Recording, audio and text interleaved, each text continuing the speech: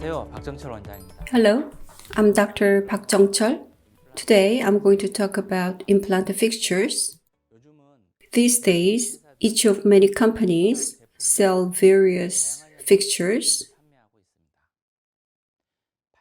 If we had the One Ring of the Lord of the Rings, it would have been easier to choose which product to use. However, the reality is not that simple. Therefore, we need to choose which fixtures to use. Therefore, we need to understand the fixtures to make a good choice. So from today, through 3 lectures, we are going to study fixtures. Today is the first lecture, and we are going to look at why have implanted fixtures been changed and what are their merits and demerits.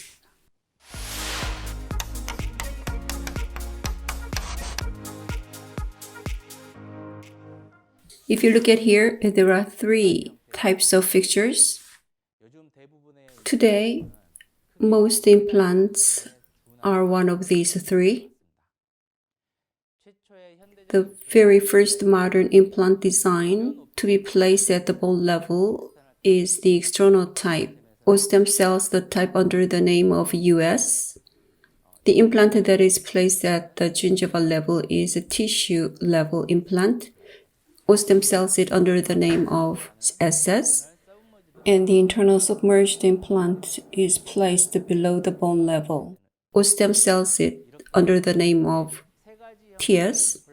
So these 3 implants are in the mainstream. What type of implants do we need to use? If you use them appropriately, they can last for a long time. External type, tissue level type implant, internal submerged type implant. So as you can see in the cases, whatever the design may be, if you use it appropriately, they can be maintained pretty well. Then, why have implant fixtures been changed? The first widely used implant, Bronnemark external type fixture, if it was perfect, I don't think the changes would have been necessary. It was not perfect, so the design has been changed. So we will look at why and how implant fixtures have been changed. So we'll look at how the fixtures have been changed. Over the 3 lectures, we are going to look at fixture design, implant materials, and the fixture surface treatment methods, how such changes would affect the implant treatment, and then summary. First, the fixture design changes and implant material changes will be discussed.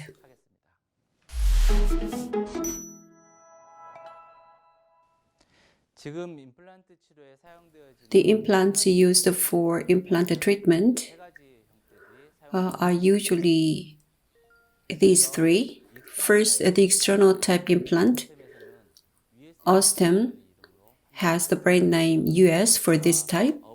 The connection between the fixture and the abutment is located outside. This is the structure of an external implant. The structure on the fixture is called a module. If you look at the crystal module, there's the hexagonal top on the platform. The hexagonal top will be connected to an abutment on top of it. The connection between the fixture and the abutment is located outside. Such connection has some problems like this. The connection is outside. That means micro leakage can occur, leading to the resorption of bone like this. Another problem is the difficulty in doing the surgery. When the bone height is not consistent in the surgical area and the height of consecutive fixtures is not appropriate, the height of bone will converge to the low bone height. The marginal bone of the implant placed in the higher bone is often resorbed. When the bone height is not consistent, depending on the location of the fixture and how bone graft is done, the outcome may become fatal, thus the difficulty in surgery. The biggest weakness of the external implants, the marginal bone resorption, is overcome with a tissue level implant. I don't know if it was devised to address the problem. The cuff part of the abutment is included in the fixture body of tissue level implant. This is the structure of the tissue level implant. The crystal module looks different from the external type. Then what has changed? Broadly, 4 things can be discussed. First, one-piece implant. Second, the implant is placed at the tissue level, the gingival level. Third, the connection between the fixture and the abutment is located inside of the fixture. 4, the connection between the fixture and the abutment is tapered. The structure of the fixture thus have changed, have overcome the disadvantages of the external type. In the one-piece structure, the prosthesis is connected at the gingival level, so there is no micro leakage, and appropriate soft tissue can be secured. And the abutment of the fixture connection part is inside the fixture, so it leads to less micro movement and less screw loosening. Therefore, marginal bone stability has been achieved, evidenced by many papers. Actually, very good clinical outcome has been achieved. So the tissue level implant has very good outcome. So one body type incorporating the abutment in the fixture emerged. The screw connection between the fixture and the abutment has been completely eliminated. There are advantages with that, but if implant positioning is a little bit off, fabricating prosthesis is very difficult. And when you need a bone grafting, 2-stage surgery is necessary, but it is not possible with this implant. Therefore, it is only used in a narrow region like a lower anterior, or to fabricate a provisional tooth, or to maintain a denture. So it is used in a limited scope. The one body incorporating the abutment is not really used widely. As the implant transitioned from the external to tissue level implant, there has been many advantages, but there are about 3 limitations. First, the prosthetic option limitation. When the interarch distance is short, the implant cuff is hard to adjust. Prosthetic shape is not very good. They can fall off frequently. 2, in the aesthetic area, the abutment shape cannot be adjusted. Therefore, aesthetically, it is challenging. Third, when the height of bone is not consistent, if an implant is placed based on the higher bone level, like mesial, threads of the implant are exposed at the distal side. If you place an implant based on lower bone level, the distal side, it is placed too deep at the mesial side. So it is very challenging to determine the vertical positions of the fixture during surgery. It feels uncomfortable to expose the threads, so mostly they are placed a little deep like this. If you place an implant deep, that should not go deep, like near the adjacent tooth. You will not feel comfortable with it. In actual clinical setting, the tissue level implant is placed very deep, which results in deep bone resorption. In another case, the tissue level implant is placed at the bone level. Severe bone resorption occurred. So there are many advantages, but surgical and prosthetic limitations exist for the tissue level implant. The problem of the tissue level implant, the abutment cuff, which is part of the fixture, is removed, and the advantage of the implant, which is the internal connection, is adapted in the internal submerged implant. It brings greater surgical convenience to dentists. It has various prosthetic options, excellent aesthetic solution, and the breakthrough design, the platform switching design, and it is most widely used currently when there is inconsistent bone level. Unlike the conventional implants like external or tissue level implants, stability in the marginal bone is achieved, which was hard to get before. Internal submerged type implant structure. Internal structure and platform switching are the characteristics. The crescent module looks like this. Internal submerged type implant and the tissue level implant fixtures have the internal connection with the abutment. That is the same, but the internal connection shape is different. Hex versus octa. Tissue level implant, the abutment connection, there is a stop at the fixture, but in the internal submerged implant there is no such stop. Due to the difference, the internal submerged implants have many problems. There's a high risk of fracture due to thinner wall of the fixture.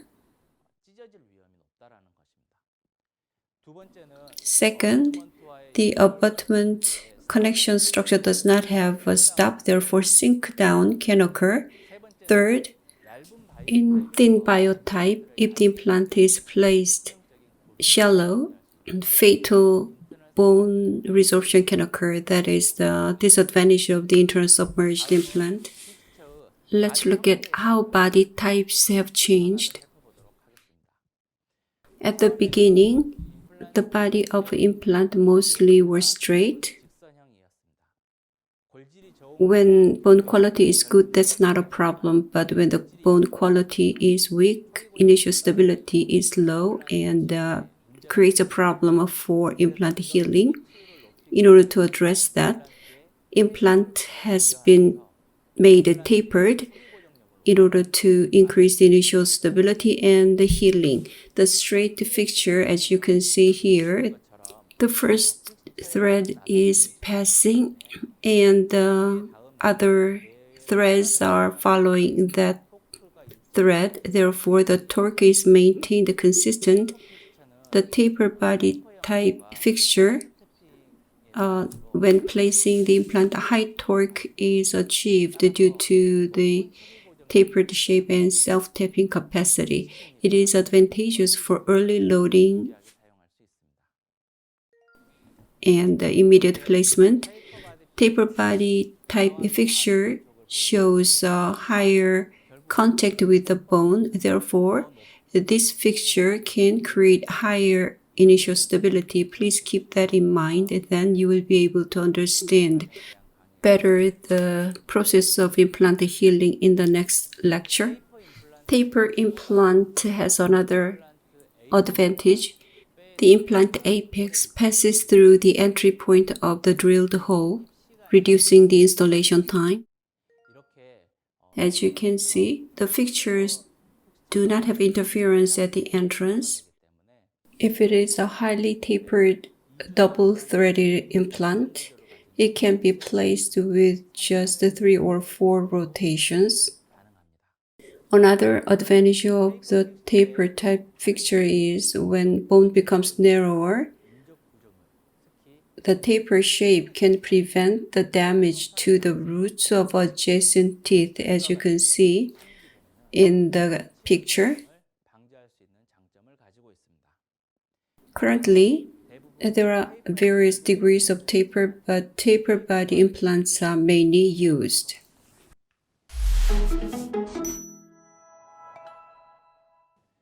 Next, implant materials. The requirement for the implant materials, most important one is the biocompatibility. Biocompatibility means it should not cause inflammatory reaction in the body, and it should not interfere with the cell growth. No matter how good the physical property may be, it should not generate any harmful effect in the body. Professor Brunemark got the idea of using titanium while experimenting with rabbits. Now, a lot of titanium implants are produced. In the past, people thought pure titanium should be used only, but where high strength is required, titanium alloy, including aluminum or vanadium, is used. Recently, zirconia, including alloy, is being developed. I cannot cover all of them today. I'm going to focus on the titanium, which is most widely used material. Titanium is the most representative bioinert material. When it goes into body, there is no negative reaction to the tissue. In the body, it forms highly stabilized oxide film and it is highly corrosion resistant. It is classified into grades 1 through 4 depending on the contents of oxygen and iron.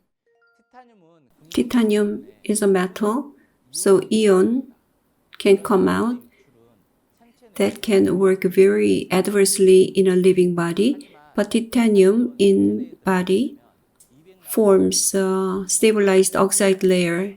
Its thickness is about 200 nanometer.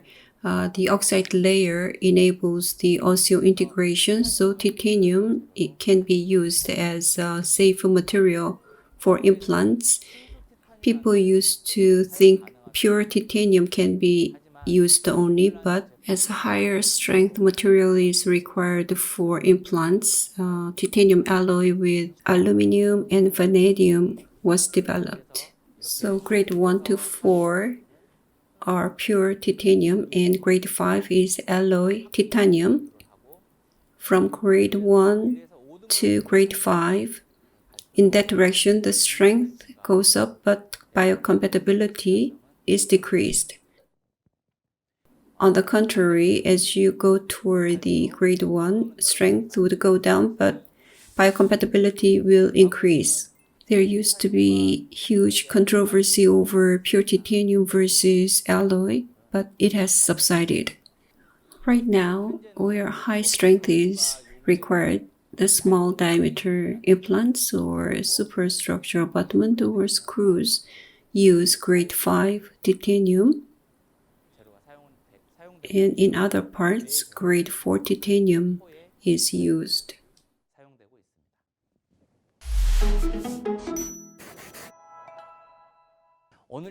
So let's summarize what we have discussed: fixture design and materials. Fixture design has external tissue level and internal submerged implants. 3 designs.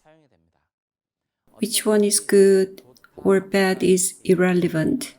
Each of them has advantages and disadvantages. Therefore, we need to understand advantages and disadvantages properly. With any implant, you can get very good outcome if you use it appropriately. Depending on the type of the fixture body, it is classified into straight and taper. Personally, I don't use a straight type. I use taper implants with good initial stability and relatively good stability with the adjacent structure. Grade 5 titanium alloy is used where high strength is required, such as narrow implants, superstructure of implants, and for other parts, grade 4 is used, which has proper biocompatibility and strength. Today, We talked about fixture design and materials. This concludes the lecture. I'll come back to the second fixture lecture. Thank you very much for your listening.